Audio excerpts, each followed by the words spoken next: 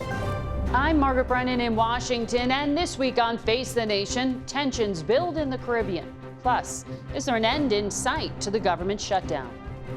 As he pushes for peace in Ukraine and the Middle East, President Trump is leaning in the opposite direction on Venezuela, with U.S. forces killing 29 people accused of drug trafficking in 6 strikes on vessels since September.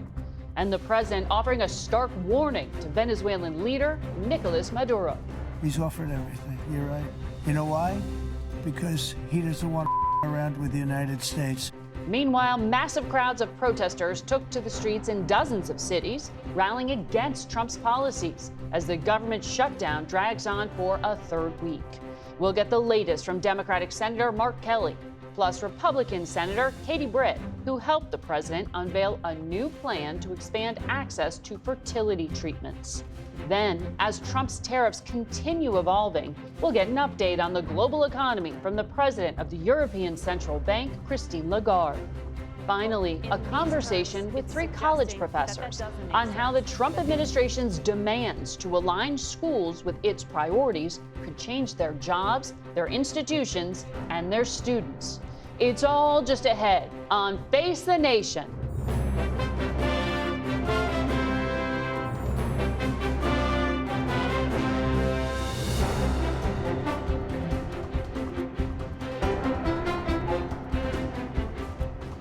Good morning and welcome to Face the Nation. We have a lot to get to today, and we begin with Arizona Democratic Senator Mark Kelly, who's here in studio with us. Good morning to you, Senator. Good morning.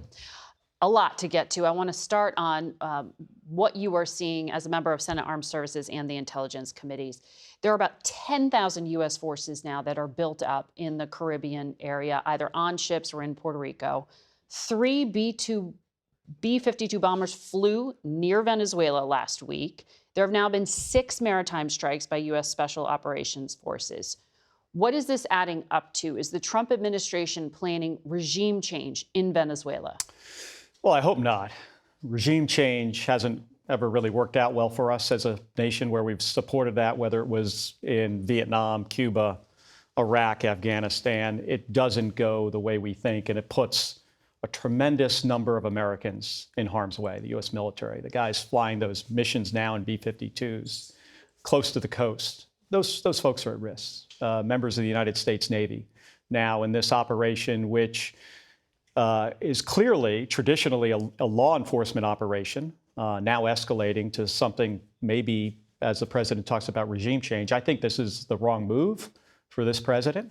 The Coast Guard has the resources to do this. To interdict drugs. Mm-hmm. That's the way this has traditionally been done. And I do worry about the legal authorities or lack thereof that the United States military has to conduct these kind of strikes. And you've been briefed on what legal authorities are being invoked. Do you think they are insufficient at this point? I mean, they had a very hard time explaining to us the rationale, the legal rationale for doing this and the constitutionality of doing it when you consider what, the law of warfare, especially at sea, was a very convoluted argument.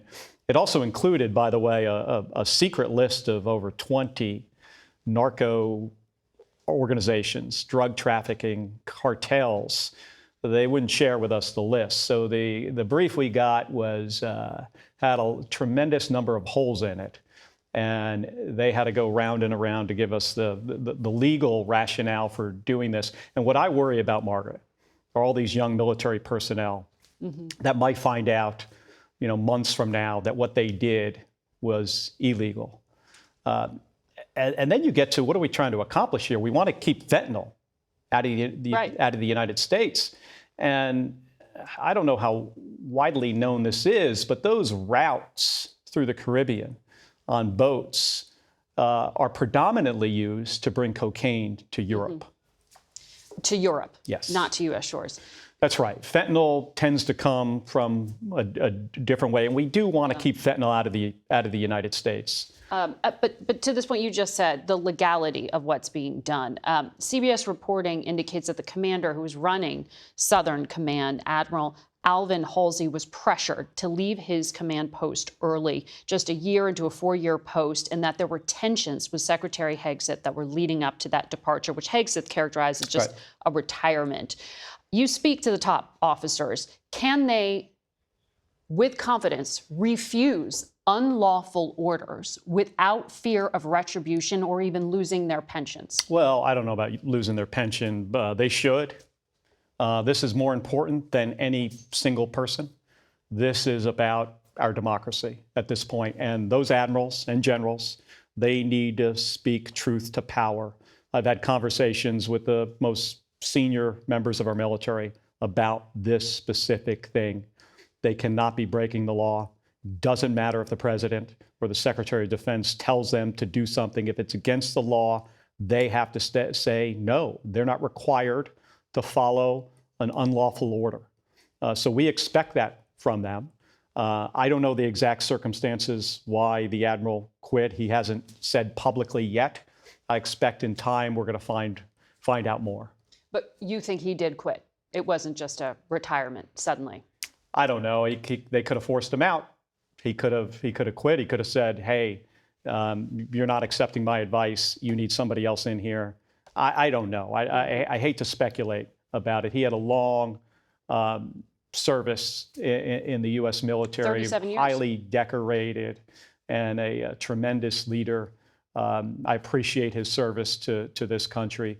All of us, all U.S. citizens would be better served if this administration listened to the advice of those military leaders, especially the Secretary of Defense, who thinks he is really good at this. He should have never had this job. He was unqualified for the job. And in my view, the president should have fired him multiple times. On Ukraine, you've been an outspoken supporter of it. Some of the pilots train in your state. After President Zelensky met with President Trump on Friday, he said they sort of agreed to disagree on whether to get these long-range missiles, these Tomahawks that would allow them to fire into Russia. Where does that stand? President Biden wouldn't do this either.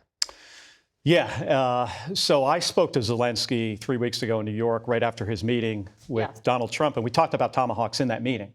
Much longer range, over 1,000 miles, 700-pound warhead. Really good, game-changing. The president said he would consider giving them this weapon system, and then he had a conversation with Vladimir Putin. And I think it's important for people to recognize Vladimir Putin is a former KGB officer. He is a master manipulator. The president has one view, then he talks to Vladimir Putin, and he changes his story on this. Of course, Putin does not want Ukraine to get a longer range missile that could go after targets deep into Russia, beyond Moscow and St. Petersburg, by the way. It can range targets much further. It's very accurate. It's a very survivable weapon. And Putin has a conversation with them, and those weapons are now off the table. Hey, I think Ukraine can handle, if we can give them enough rounds, if we have them in our inventory, and enough launchers. Ground launchers are rather new to this system, something we got rid of for a long period of time. They've demonstrated their ability to operate a sophisticated weapon system like the F-16. They could handle this, and it would help. Zelensky says they're going to continue to try to persuade President Trump. I have to ask you about the shutdown. The Republican leader, John Thune, has offered to sit down with Democrats to discuss Obamacare, but on the condition that Democrats end the shutdown. He posted this on social media. Can you bank this as a win and agree to start negotiations? That's what we want. We want negotiations on how to fix. I didn't look at his tweet, but what we need is to fix this skyrocketing premium. They're going to go up on November 1st for people. They can't afford it. People in my state, I've talked to so many people. This woman, Emily, whose husband's a pastor who has 3 kids, says without the Affordable Care Act, she cannot have insurance for her children. They don't get it through his work. So what we need to do is fix this health care premium issue and open the government. But don't you need to do that before November 1st when premiums go up? Are you going to end the shutdown before November 1st? I'd like to. We should be able to wrap this up this week if they will sit down and have a negotiation with us. The president has spent 1 hour negotiating this issue with leadership in Congress. That's it, 1 hour. They need to get in the room and stay in the room until we can hash this out. The president has said he wants to fix this premium thing, and he wants the government open. That's what we want. Well, We'll see if there's progress this week. Senator, thank you for your time. Thank you. We turn now to Republican Senator Katie Britt, who joins us from Tuscaloosa, Alabama. Welcome to Face the Nation, Senator. Thank you so much for having me, Margaret. I appreciate it. Look forward to being on here. I want to talk about a lot of things, but let me just pick up where Senator Kelly left off on the shutdown. He said, hey, you could all hash this out this week. Leader Thune made that offer. I know you have said you also are concerned insurance premiums are going to go up, whether Congress extends the tax credits related to Obamacare that Democrats are campaigning for or not here, basically. Do you want this extended? First of all, Margaret, we need to reopen the government. Democrats need to come to the table and do the right thing. Just as I've been traveling the state this weekend, I have heard countless stories of people who are not getting a paycheck, whether it's our men and women in uniform or those who serve alongside them, or whether we're talking to veterans or we're talking to just a number of people when we're looking at what's happening with WIC. There are a lot of people that are being affected by the Democrats playing politics, and they need to actually do what's right, and that is work for the American people. And so getting the government open is number one. So we need to vote on this CR and open the government back up. We've also given alternatives like in-government shutdown. And I think you'll see this week, if the Democrats don't come to the table, saying, look, a Shutdown Fairness Act, making sure that the people who are working are actually getting paychecks. Because, Margaret, these have real consequences for American people. And when we're talking about the ACA, look, Leader Thune said it best. We have always said we will have a conversation about this. We believe that you can walk and chew gum at the same time. Democrats, for some reason, don't think that that's possible. They need to come to the table, open the government back up, and then we're happy to have a conversation about the broken system that they created and help them get out of their own mess. But you do personally think the federal government should be offsetting some of these costs? Because we looked at the numbers, and I think it's like 130,000 Alabamans are at risk of losing insurance if the tax credit goes away. Margaret, let's be honest about this. Let's go back to Obamacare 2010. This is the Affordable Care Act that even the Washington Post has says was never really affordable. Right. You go to 2014, and what you see there, though, was increases made by the Democrats. And then these increases that we're talking about right now, insurance companies have said only account for about 4% of what they're talking about increasing in 2026. The underlying issue is the brokenness of Obamacare. That is the problem. And so when you think about this, you've got the 2021 premiums that they've given to everyone. Do you understand? Democrats are actually asking for us to continue premiums that are going to millionaires in some cases. We've got to be more responsible with taxpayer dollars. And if you want these healthcare systems to even be able to work, then we have to have a larger conversation. But this is absolutely, totally ridiculous to sit here and say we're afraid people cannot afford their healthcare, but at the same time, we're going to deny them their paycheck.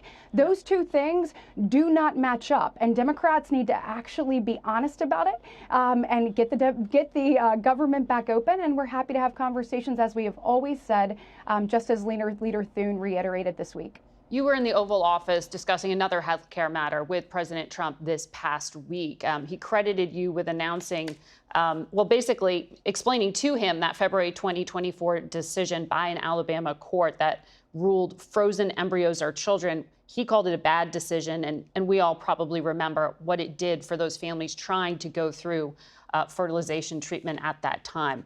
With the changes that were announced, who's going to be able to afford this now? Look, millions more people are going to be able to afford this because of President Trump's leadership. From the very first time I talked to him about this, Margaret, he has been steadfast and unwavering, understanding that there are people from coast to coast that have been praying to be able to start their family or expand their family. And because of infertility, here in the United States, we've seen 1 in 8 families that are actually struggling with infertility issues. We've got about 9% of men, 11% of women who are facing these challenges. President Trump believes in being obviously the president that is helping hardworking Americans, helping parents, helping families. He's turned the Republican Party into that, which is so exciting. And we want to make sure that they're going to be able to do that at a greater scale. And so that's exactly what this will do.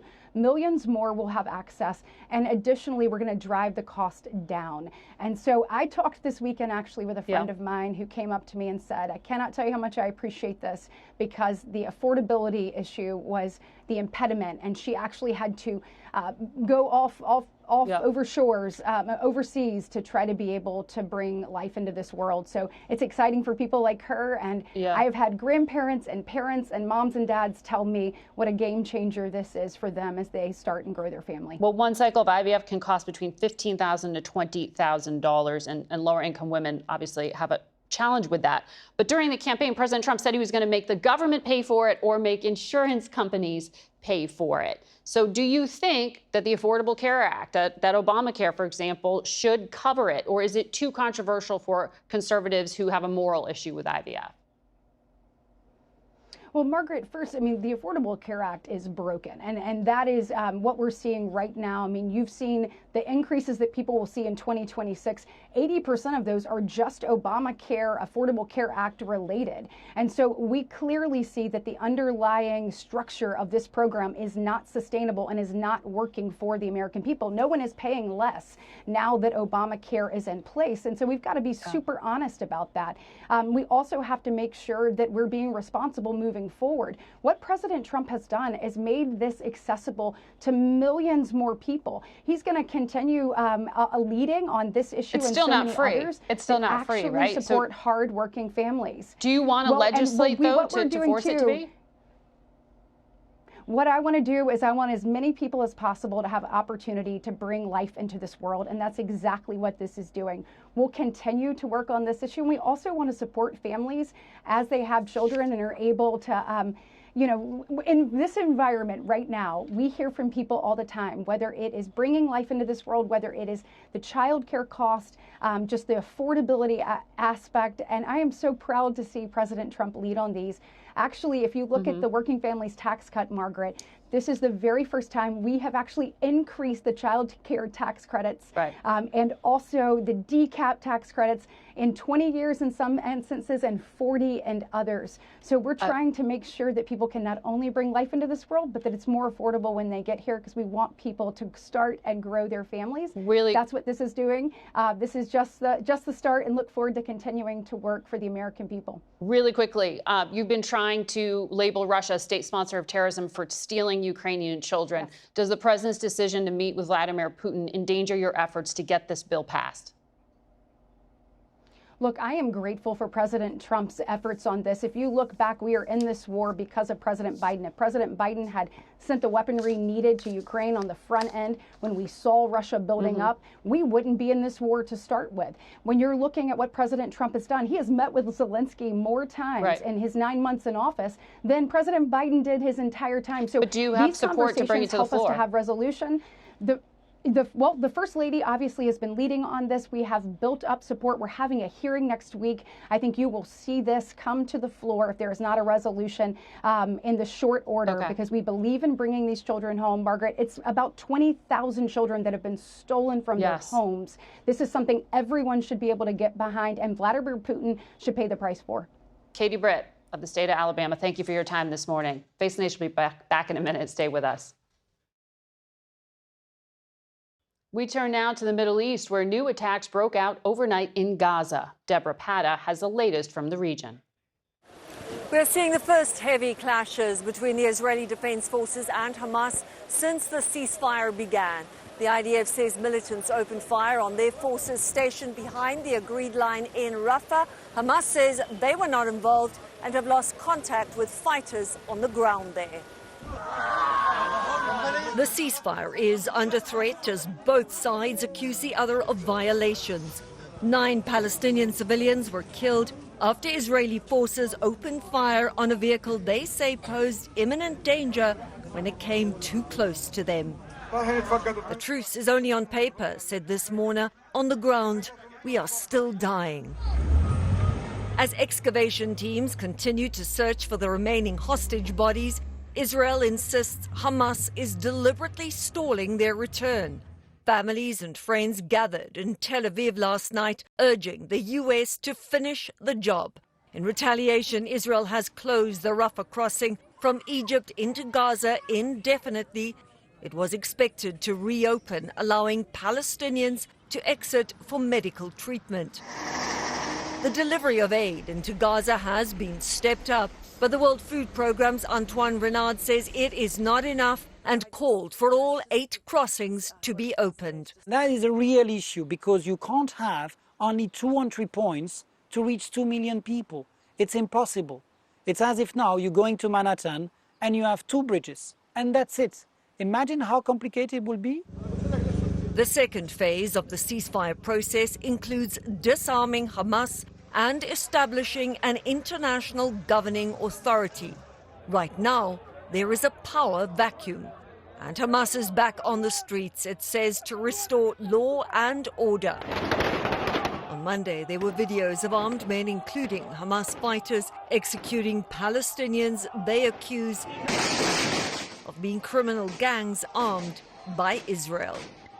And following those clashes between the IDF and Hamas, Prime Minister Benjamin Netanyahu has instructed security officials, in his words, to act forcefully against terror targets. And we hear from Gaza, the drones and fighter jets are back in the skies.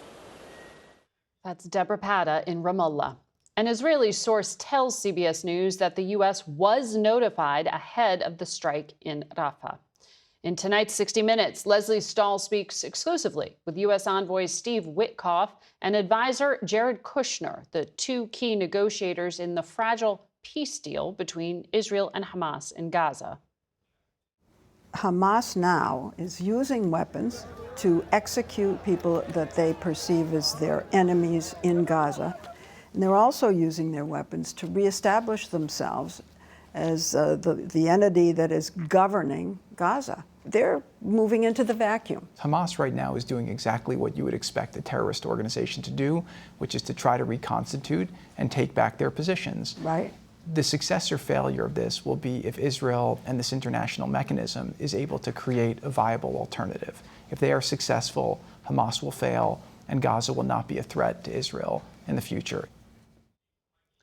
And you can see more of the interview in a new episode of 60 Minutes tonight at 7 p.m. or after football. We'll be right back with a lot more Face the Nation.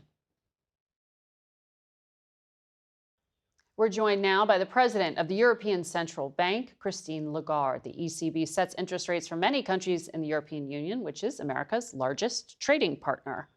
Good to have you here. Lovely to be back, Margaret. From where you sit, how would you describe the state of the global economy? In transformation. Transformation. Transformation, I think, caused by a couple of things. One is the tariffs, which have changed the map of trade around the world and reconstituted new alliances and reformed the way in which we trade with each other. I think the second major transformation is the impact of artificial intelligence on everything we do, from data management to dating and everything in between. Absolutely. And it's changing how we even receive the data itself to indicate what's happening. But the stock market has been up and down. I want to talk to you on the other side of this commercial break about some of the specifics with these trade wars and what else you're seeing in Europe. But we're going to take a quick break here. And we have more questions, but we have to come back in just one moment.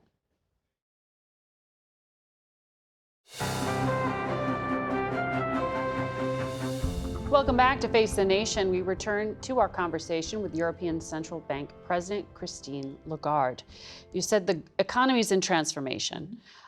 S&P Global forecasts Trump's tariffs are going to cost global businesses upwards of $1.2 trillion this year, with a lot of those costs passed along to consumers themselves. You've said that many economists overestimated the impact of Trump's tariffs. Does that mean you think we've moved past the point of risk, or are we yet to feel the pain? I think we're yet to feel the pain. What we observe, I'll give you some numbers. From Europe to the United States, our goods to the US consumers had a tariff of 1.5. With the tariff that was decided by the US administration, it's gone up to 13%. So the question is, where does this additional 11-ish percentage point go? At the moment, it's 1/3 on the exporter, so the European company, 1/3 of the US importer, and 1/3 of the consumer. What will happen, though, is that these 2/3 borne by two corporates, essentially, the exporter and the importer, is based on a squeeze of their margins. How long are they going to put up with the squeeze of the margin? To be seen. And when they don't, because it's becoming too tight, then it will be on the consumer. So it's a question of time. How much they can stomach the hit to their own profits before passing that along. Well, there are talks happening, we understand, between the world's two largest economies. The Treasury Secretary, Scott Bessent, said on social media he's going to meet with China's vice premier in the coming days. This was after he called the negotiator unhinged recently, and President Trump said that starting November 1st, there will be new tariffs as retaliation for Chinese restrictions on rare earth exports. These are the largest economies in the world. Where does this go? How damaging does this get? First of all, I would discount a little bit of the positioning at the moment, because this is typical of negotiating tactics on both sides. Typical. You show your muscles and you say that you're ready to kill. I'm exaggerating, of course. Yes. But people will have to come to the table, because it's the interest of both economies, despite the hostility that there is between the two. But China is using an advantage that it has built over the course of time by accumulating rare earth and the ways to refine rare earth and then to sell it to the rest of the world. They have a very, very strong trading position on that front, and they're going to use it, which is why I think that on the other side, the consumers, that is the United States, Europe, and a few other countries around the world, we should, join forces and be a purchasing force on the other side of the table of a selling force. Well, exactly to that point, there has been frustration on the American side of it that Europe hasn't been standing lockstep with the United States when it comes to China, that China has leverage over Europe here. Well, China currently has leverage against most countries that consume rare earth. And I think on the front of rare earth, the Europeans and the Americans are in the same boat and they're rowing in the same direction. But it's other items that you see. Well, I think, it's not for me to say, I'm just a central banker. But the European authorities and the US administration see it slightly differently. I think it's the US would see a blanket force. I think the Europeans are more interested in targeting specific industries or specific sectors where they think that it will make a difference.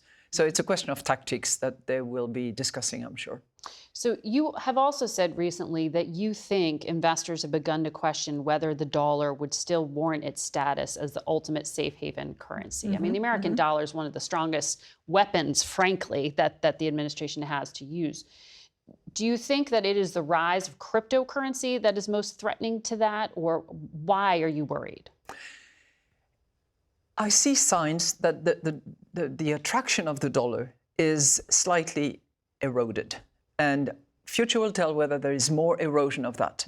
But when you look at the rise of cryptos, number one, when you look at the price of gold, gold is typically, in any situation, the ultimate destination for safe haven. Price of gold has increased by more than 50% since the beginning of the year. That's a clear sign that the trust in the reserve currency that the dollar has been, is, and will continue to be, is eroding a bit. In addition to that, we've seen capital flows outside of the US towards other destinations, including Europe.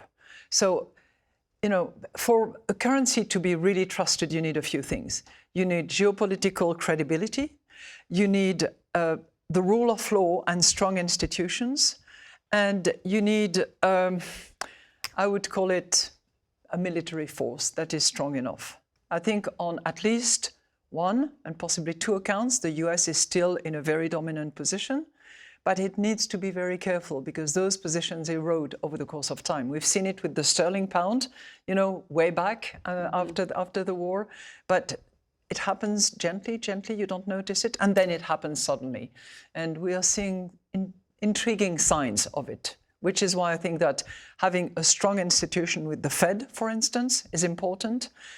Having a credible environment within which to trade is important. So volatility, uncertainty, to the extent it is fueled by the administration, is not helpful to the dollar.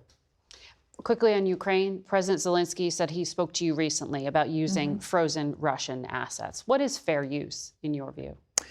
I think fair use would consist of an operational loan that would be using cash balances as collaterals. And I think that the strength of the system should be based on everyone holding Russian assets to do the same thing, So if all those countries holding assets that have cash balances available as collaterals go in the same direction of lending the money to Ukraine to be repaid by Russian financing of the reconstruction of Ukraine, because Russia is the aggressor, then I think that that would go a long way in convincing Russia that it has to come to the table to negotiate. Christine Lagarde, always great to hear your insights. We'll be right back. We turn now to higher education. Universities are resisting the Trump administration's proposal to reward schools that commit to President Trump's priorities. The White House has requested that 9 universities sign a 9-page compact or risk foregoing federal benefits. Tomorrow's the deadline for feedback, and so far, not one college has agreed to sign, and at least 6 have rejected it. The compact reviewed by CBS News states that universities pledge not to use race or sex in admissions and hiring, freeze tuition for 5 years, cap international enrollment at 15%, and require standardized testing. There is also a pledge for all employees to abstain from speech related to politics. On Thursday, we spoke with 3 professors who represent the views of their respective faculties: Jerry Seidman of the University of Virginia, Layla Hudson of the University of Arizona, and Mickey Turner of the University of Southern California.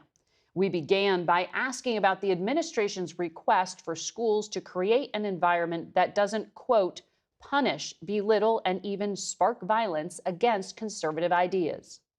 So belittling speech is obviously not something that any university would want. However, as a state university, we are required to abide by the Constitution. And so while a private university could decide to limit the free speech of faculty, staff, or students if that university decided to, as a state institution, nobody can require the University of Virginia to limit the free speech or any other constitutional right of faculty, staff, or students. So, Professor Hudson and Professor Turner, how do you all think your university is going to interpret that kind of guidance? Do you think, first of all, that that is happening on your campuses? And then how is that supposed to be regulated with this federal mandate? I am on a task force, a provost task force for academic freedom. Academic freedom and freedom of speech are 2 different things. But what we're working toward is to, find that common ground between academic freedom, what professors and students can or cannot do in the classroom. And I don't think that this initiative will happen at USC. I can't see a situation where we would want to limit what we say, how we say it, and what we do as a university. Professor Hudson, can you go back to this idea that is being introduced here, that in the view of the Trump administration, this is actually a problem that needs to be fixed, that there is belittling or violence against conservative ideas on university campuses? Well, I would push back against that. Again, as a public research university, we are a open marketplace, if you will, of ideas. So you're going to hear all kinds of speech. We have institutional rules that prevent harassment and certainly violence. But in terms of trying to regulate the speech, that indeed will violate not only the academic freedom that makes our universities great, but the constitutional rights of the university community. So I think that, again, this will require a lot more discussion and indeed resistance. And I've been very heartened, both on our campus and across the country, to see people rising up against anything that would silence any voices. But in terms of the specific accusation that there is a problem of belittling and sparking violence against conservative ideas, do any of you object to trying to counter that, or is it that none of you believe that that's actually even a real problem? The University of Virginia has taken the ability of people to cordially or speak to each other with courtesy but differing opinions very seriously. And we have a number of initiatives on grounds to try to advance that. So we definitely think it's something important, and we want to make sure that those, isn't happening on our campuses. I don't think it's happening to the extent that it gets reported. But the thing that's really important is that each university should determine how those are implemented on their universities, what their issues are, and have the decentralized decision-making ability to decide whether their university has an issue and how to deal with that. Professor Hudson, you were talking about the open marketplace of ideas here, and that is referring to the language in the compact that talks about the need to foster a vibrant marketplace of ideas. But in these terms, it's suggesting that that doesn't exist, that the overwhelming persuasion of the professors on campus are liberal. That seems to be the accusation here. Do you deny that that is an issue? Well, I don't think it's an issue that the federal government needs to weigh in on, or any other level of government. Indeed, we have traditions, we have understandings, we have an ironclad commitment to the principles of free speech that mean that any systematic or chronic silencing of any individual's voice or perspective would immediately be identified and rectified by more speech, not by government intervention. So I'm very comfortable that we can continue to improve climate on campus, but the act of introducing government regulation into that absolutely undermines and sabotages that project. Professor Seidman, in terms of where the Trump administration's compact came from, there were a lot of influences, but one of them, according to the man himself, is billionaire Mark Rowan, the CEO of Apollo Global Management. And he said he helped write the compact because without government involvement, reform at universities will be difficult, he argues. He says there have been government mandates on things like diversity, on discrimination, and student discipline. So why view these as any different? Why is he wrong? We were talking about academic freedom, and I think in our ability to search for the truth in research, we also have responsibilities in the classroom that are different than you would experience in a corporate setting. And so I read the compact differently than he does. I think the thing that I struggle with the most about the compact is the idea that it rewards loyalty as opposed to focusing on advancement of the truth. As a cancer survivor, I want federal research funds to go to the universities and the professors who have the best ideas to cure cancer. That's the way to advance knowledge. And academics, that's really, we are truth seekers. The compact says, truth seeking is a core foundation of institutions of higher education, and I completely agree with that portion of the compact. It's just the implementation of that truth seeking that I think we differ on. So the compact says that if this proposal is not signed onto by the university, they may choose to forego federal benefits. If you do sign on, there's a chance of increased funding and federal partnerships. So it's not explicitly threatened, but it's strongly suggested that that would be the consequence. That's how the university understands it? That's how I believe most faculty understand it that I have heard from. Something interesting is that even faculty who have grants have reached out to me and said, we want the grants to go to the places that have the best ideas. We don't want to have special treatment. Faculty are truth seekers, and so we don't want special benefits, even if that means that our university is not favored because others do sign on. We all want the best ideas to be advanced.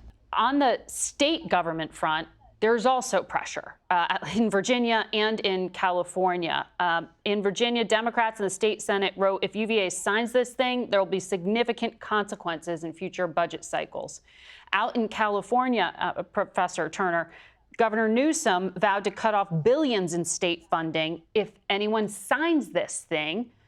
And the White House says that's like California endorsing discrimination, tuition hikes, and confronting speech with violence. If you're between those two pressure points, what do you do?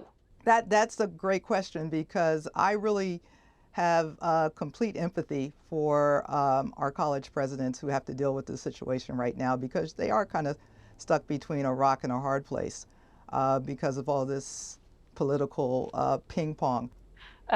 Professor Seidman, on the pressure from the Democrats in the state of Virginia, is that helping or is that hurting? Pressure from both sides definitely feels it. I think the difference between the pressure from the state level and the pressure from the federal level is the state funds that come from the university are the universities to determine how they use. The federal funds that we get are either for students for financial aid or are for specific grants.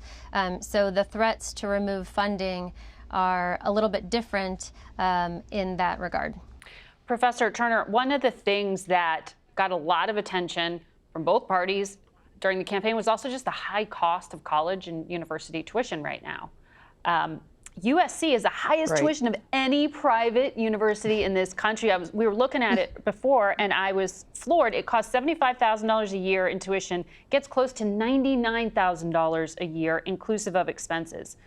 There are a lot of parents who would hear, oh, a 5-year freeze in tuition and be glad that it went into effect. Exactly. That's one of the components I'm in agreement with about the freeze on tuition.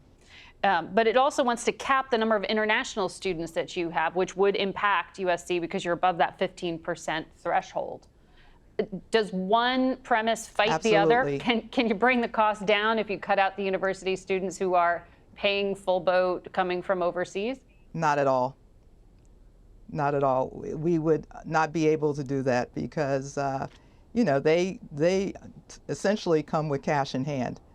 And not only that do they add to the financial pot, but they also add to the collective perspective. And so we want those students there from every country.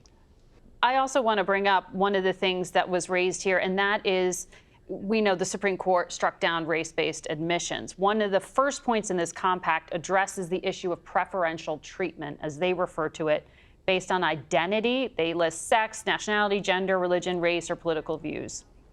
Professor Turner, you work on recruitment, I understand. How does this impact recruiting students?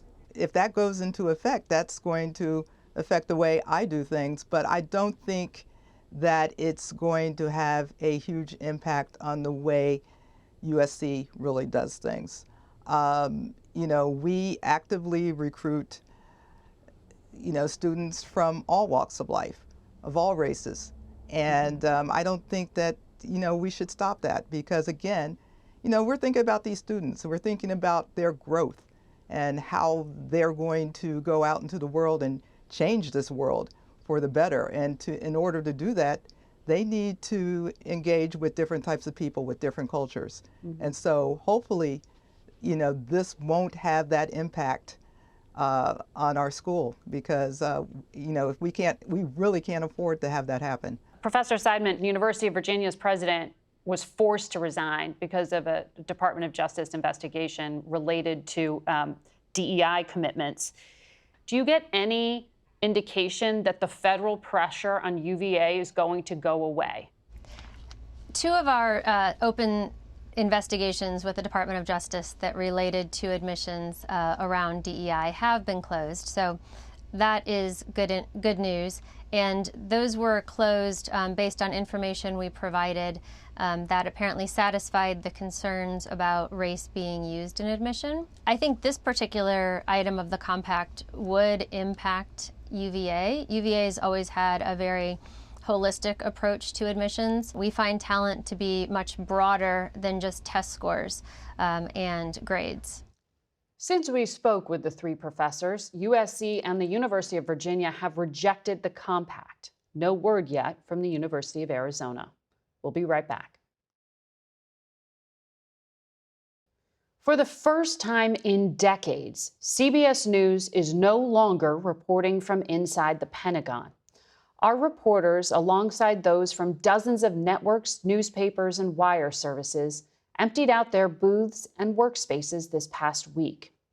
The journalists exited rather than agree to a 21-page list of new restrictions which would prevent them from soliciting information that has not been pre-approved by the government.